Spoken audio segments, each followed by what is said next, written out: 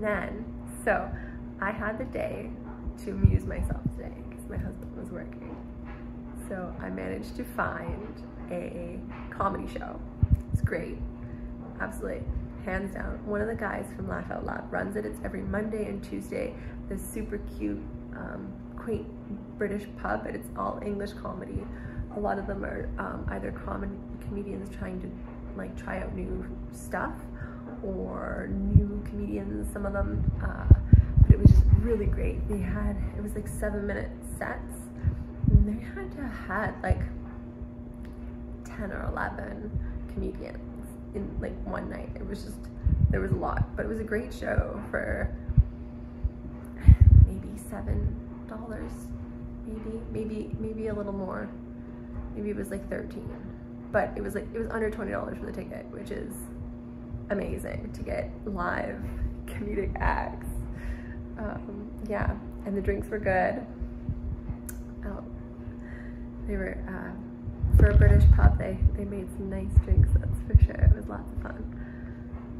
And then I made a friend, and they took me to Mundo's, which was a drag bar. So we got to go see a drag show. It was the best. They even made the audience members put on really bad wigs and lip sync for your life. Oh my gosh, so cute, so cute. What a great way to end the night.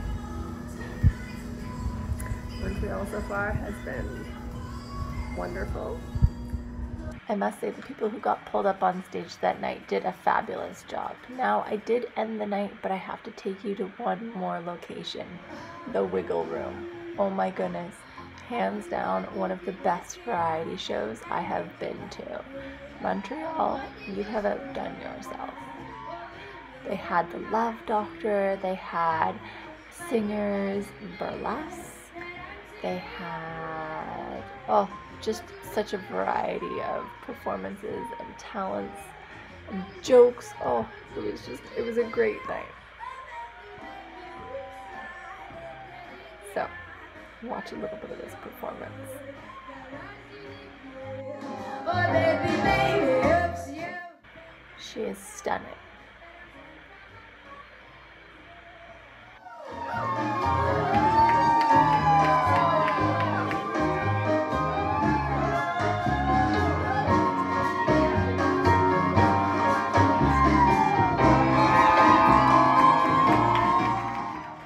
Of course, I must show you the upstairs Wiggle Room washroom.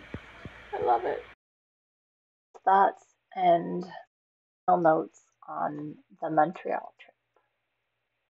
A little challenging on the food aspect, finding gluten-free options. Now, I did find a gluten-free pizza, of all things. Absolutely amazing. It was a cauliflower crust, which was good. And I normally am very like, I don't know, you always take a chance when you eat out, and it's like how gluten-free is it when you're eating in a restaurant? But when you're traveling, I don't know, I have a very hard time eating from like making things while I'm traveling, just because it's so sporadic and I don't know a schedule. I have a very hard time, and then packing it all, I can't carry it with me. It's not possible. So I just get stuck eating out. You feel very safe.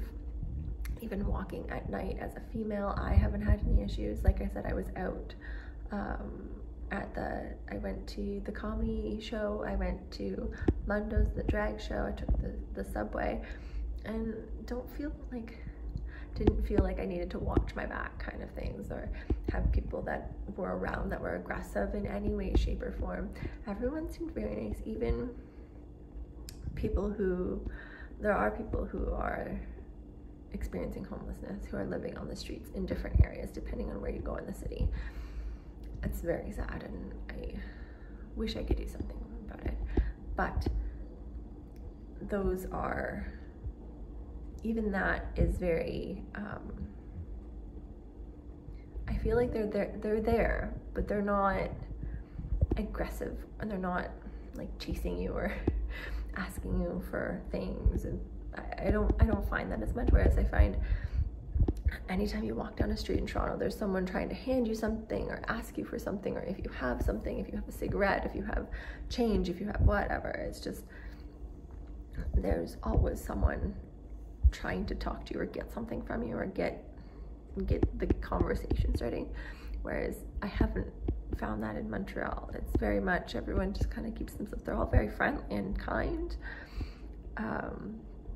Even though I'm not fluent in French, I can kind of get by. I don't have great French skills, but I understand a lot of what is being spoken, so I guess I have an advantage that way. But it hasn't been bad. I mean, everyone who you speak to can speak to you in English as well. Most of the restaurants you go into in Montreal, everyone is fluent in both languages. So it hasn't really been an issue for language or communication, which has been really wonderful. And I know a lot of people stress about the communication barriers sometimes, but I haven't found any.